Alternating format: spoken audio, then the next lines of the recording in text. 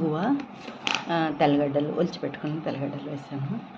చింతపండు అయితే ఉడకబెట్టి దాంట్లో పోసానండి.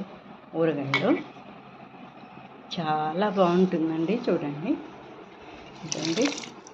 తిరువాత చల్లారిన తర్వాత దీనిలో వేసాను.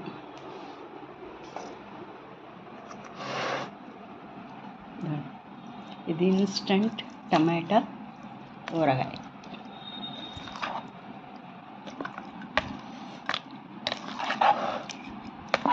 భలే వాసన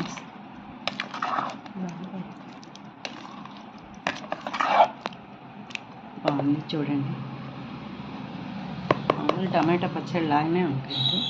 ఇలా మీరు కూడా మిక్సీకి వేసుకొని ఉడకబెట్టి చేసుకునేటువంటి, ఇప్పుడు చల్లకాలం కాబట్టి ఎండ లేదు కాబట్టి ఎండ ఉంటే ఎండబెట్టుకొని చేసుకుంటాం. ఎండాకాలం అయితే ఇలా ఇన్స్టెంట్గా చేసుకొని ఫ్రిడ్జ్లో పెట్టుకుంటే రోజు వాడుకోవచ్చు.